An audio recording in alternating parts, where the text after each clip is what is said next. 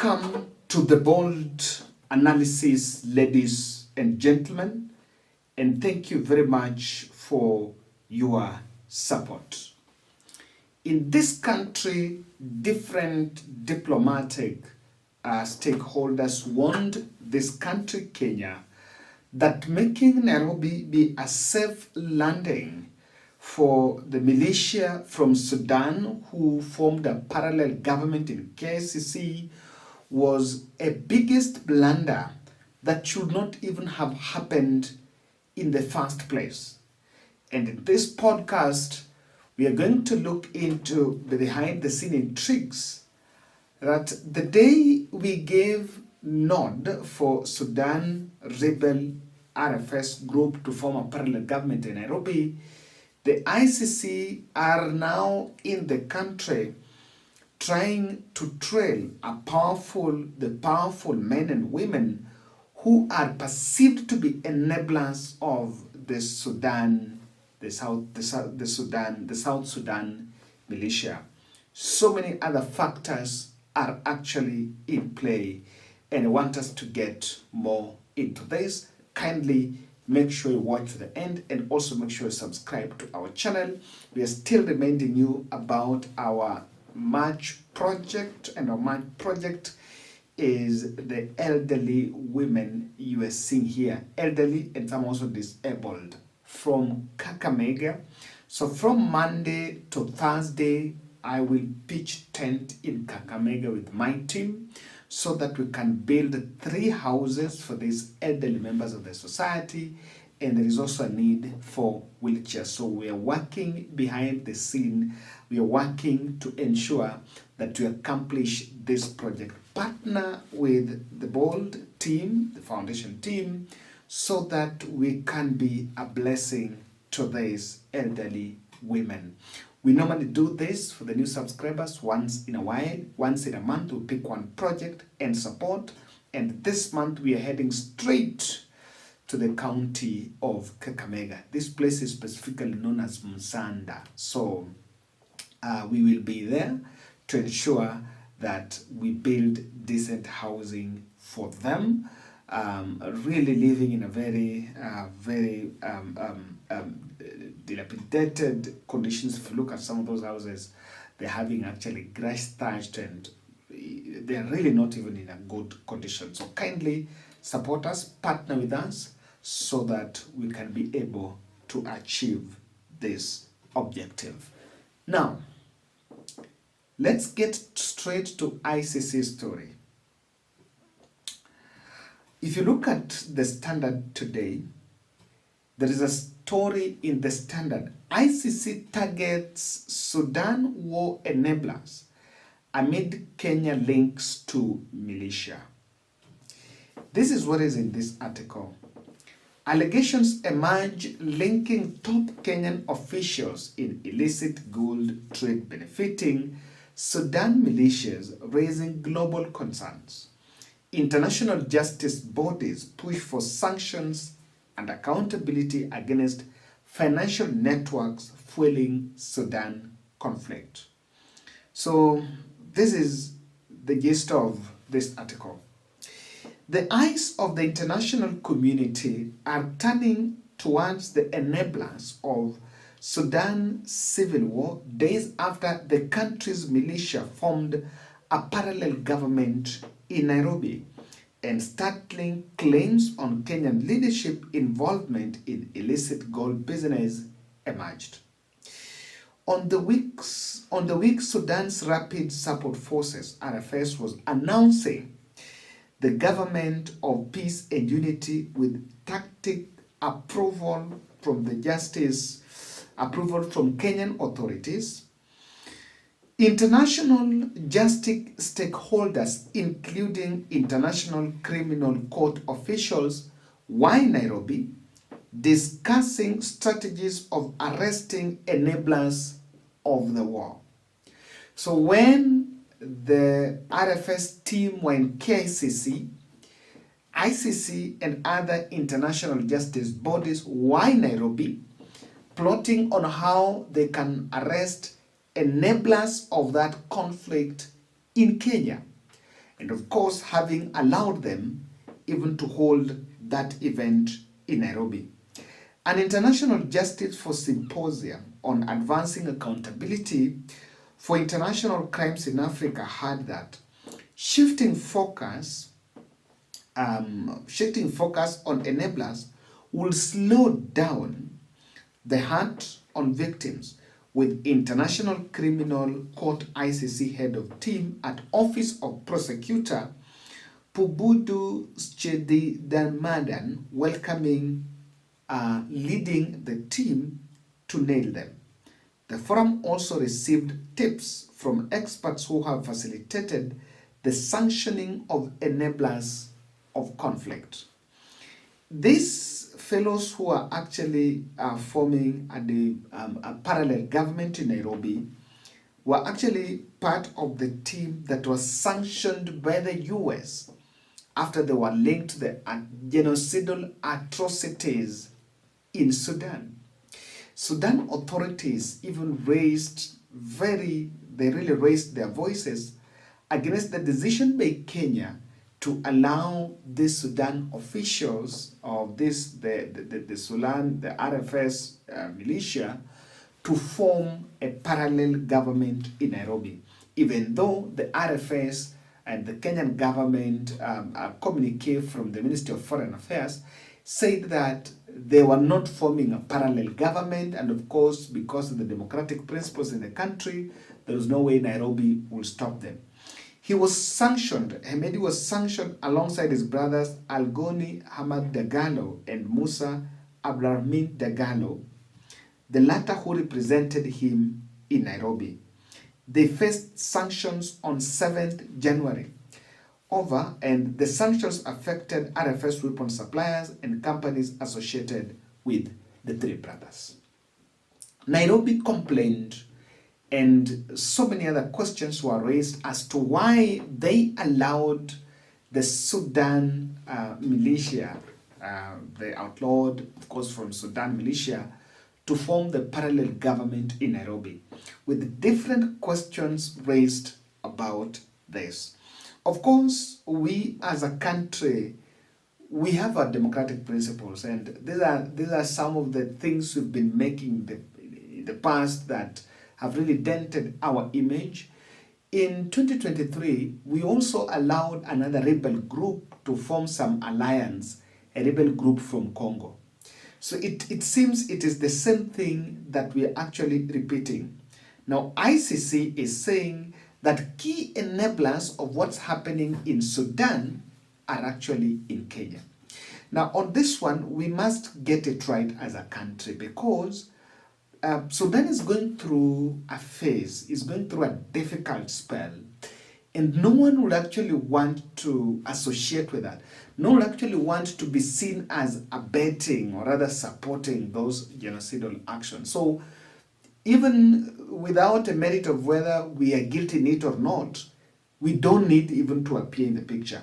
Now, this story of ICC team dispatched in the country is coming at a time, and it's really raising some concern. Remember, the country's information of ICC coming in the country is coming at a time recently regarding Gachagua emerged and said that I really accused his former boss, President Ruto, of some illicit gold transaction with the leader from Sudan. Rapid support forces sort of mince their words in terms of whether they're forming a parallel government in Kenya or whether they're simply here to seek unity for the betterment of their country. What do you make of the diplomatic I think in all fairness, President William Ruto has messed this country in the international eye. He's doing all the wrong things. We have a policy of non-interference with the affairs of other countries. We cannot allow rebels who have been slapped with international sanctions because of the genocide to meet in government facilities in Nairobi. You have heard Sudan now is threatening to stop our tea going to Sudan. And what is happening is that the president has put his personal and commercial interests ahead of the country's interests. That's the problem that they are. They are doing business with the RSF chief of gold that is being gotten from that area, brought to Nairobi and taken to Dubai. And you can substantiate Yes, this? I can. I have one time. And, diplomatically, the president cannot invite Hamed here because he was vice president. And he asked me to invite him on his behalf. And he called me and said, sign this letter, invite Hamed here because I want to have a discussion. When was this? Sometime, 2023. Okay. And I did invite Hamedi and welcomed him and delivered him to the president. There was nothing about Kenya. They were just discussing business, about gold, about such other things. You were in that meeting? No, I introduced him and then I was told to leave because it had nothing to do with Kenya. How do you know this then? No, I'm saying if it had anything to do with Kenya, I would have sat through the meeting. But I'm the one who, after they were through, I'm the one who took him to the airport and I inquired and they are doing business. So it is putting Kenya in very bad light. Very, very bad light. And President William Ruto must accept that he will not be president forever. He cannot destroy this country and the way we are perceived by other nations. He must be a nationalist. He must rise above personal and commercial interests and put the country first. That group has been flagged by the international community and sanctions have been slapped against them for genocide and killing of children. But again, thinking about it, there's a saying that birds of the same feather flock together. They are killing children in Sudan, we are killing children here. So again, there's convergence. I think birds of the same feather flock together. But we are looking very bad. DRC, we have handled it very badly. And in fact, I am told many African presidents are unwilling to get involved in peace initiatives led by President William Ruto because he is conflicted in terms of personal and commercial interests that he has put above national interests. All right, let's come back to the country. I'd like your take on the... So some of these things, even though when I saw the statement from Ichu, from Rigathi, I was also I was partially believe that probably, even without tangible evidence, but Rigathi is a man, when he finds an opportunity to attack his boss, he will stand at nothing. Nothing can stop him. He will actually say anything that whoever that interviewer wants an answer to. But then, with this report coming now, that they're looking after enablers, what are, thinking, who can be these enablers? For you to get the nod to hold such a high-profile meeting in ICC at the city capital, then, and with all the stakes involved in terms of what's happening in Sudan, I don't think there is the enabler number one is the CEO of Republic of Kenya. Even before you narrow down to police bosses or regional commander or military heads and so, all these other juniors can only take instructions from the commander-in-chief. So I would not really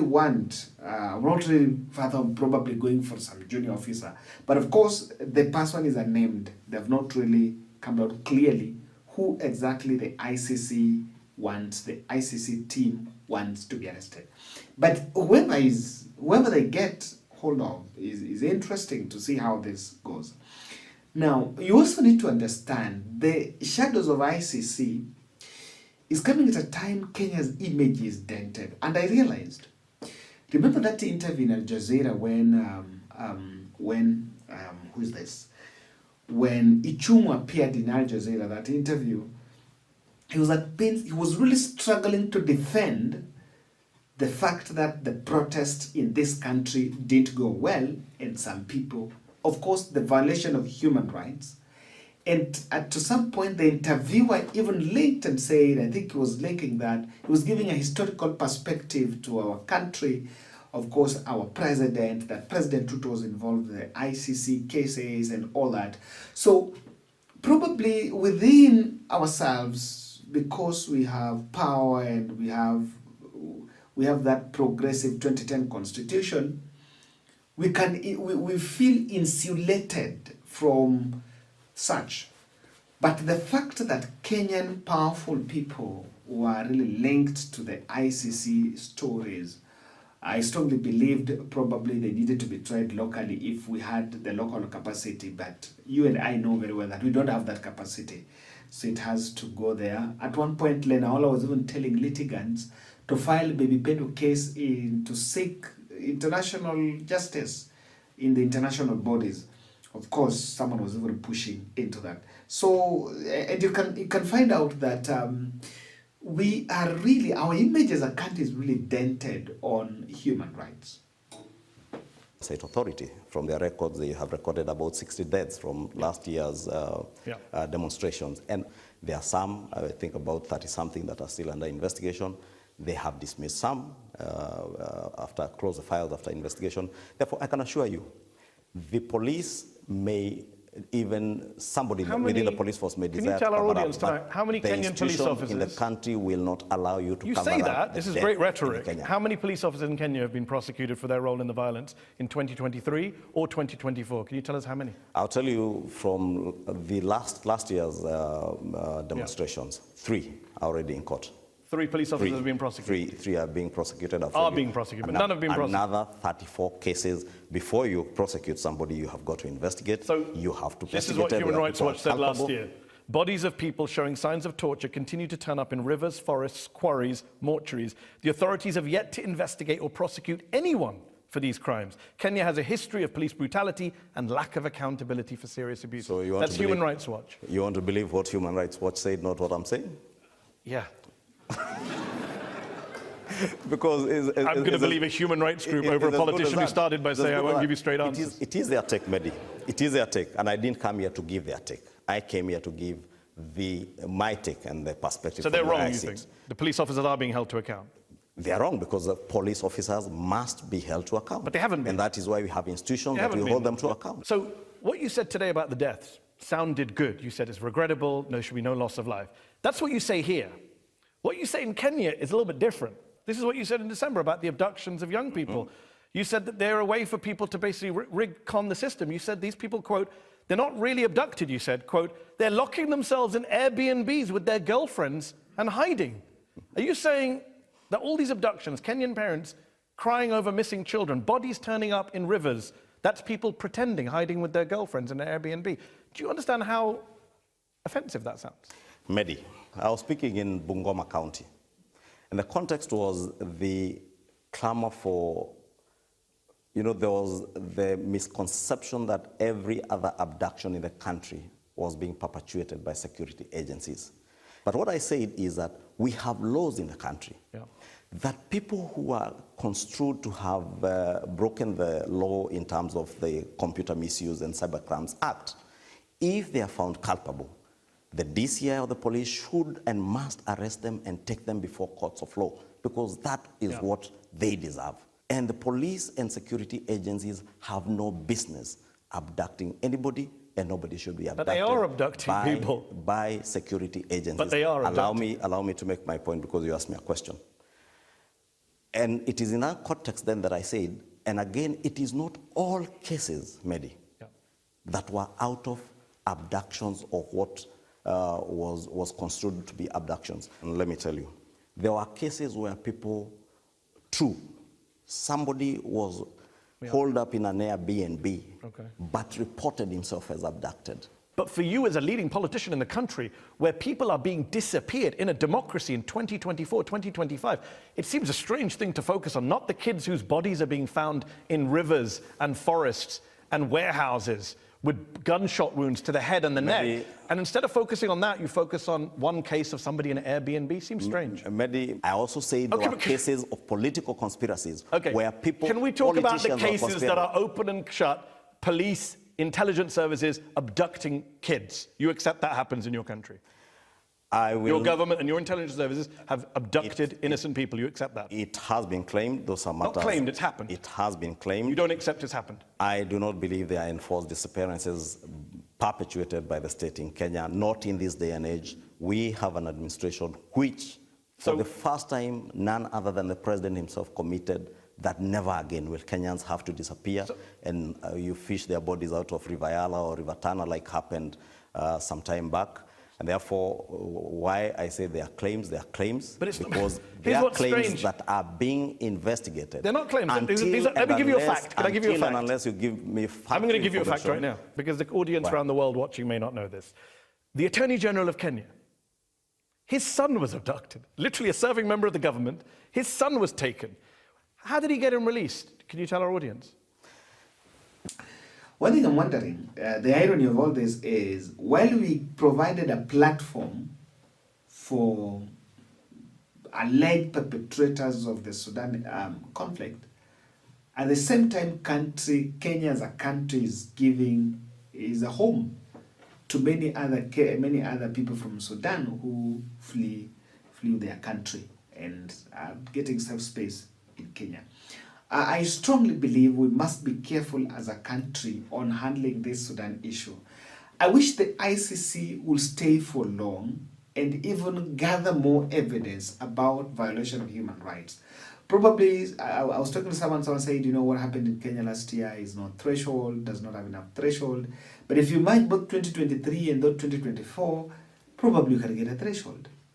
And in fact, the scale of ICC needs to be around, because the level of political intolerance that is happening in the country needs a prefect. We need someone who can call the house to order. And I strongly believe ICC can call the house to order. But on this Sudan issue, as a country, we must be very careful. We must be very careful with it, because it has some significant impact even on us as a country. Kenya is championing for peace in the region, and we've made remarkable progress about since we got to Somalia. We've really made some very good impact there. President Ruto shares in social media pages once in a while, of course, frequently talking to the US officials about the regional security. And at some point was even the mediator, the IGAD mediator between the two factions in Sudan. We talk about DRC, we have now met the Nairobi and Luanda process, and President is the sitting chairperson of African, East African Cooperation Community that is now working with the SADC, the South African Development Cooperation. So all this, we are at the center of peace. But if we can allow these fellows that are already with solid reputation to transact such businesses in the country, it's not in a good note. Number two, Ruto is a champion of African Union reform. So I want to believe he sits in some position of influence within the African Union. Now, how you can champion for reforms at the African Union while at home the international law, there is a breach of international law, is something that some of us really question, whether you really mean well for that. The other issue is RFS link with the gold syndicate is very dangerous. It portrays Kenya as self-seeking and are involved in it for some fortune. Of course, you cannot rub off that. But there is also a possibility that some people are facilitating these fellows for fortune, and we are losing our regional pride. We are exposing our foreign policy as very fragile, very weak, and can be auctioned to the highest bidder, which really is in the region we pride ourselves of the strongest economy in the East African side. We really need to do better. And these are some of the things that we must get right. Thank you.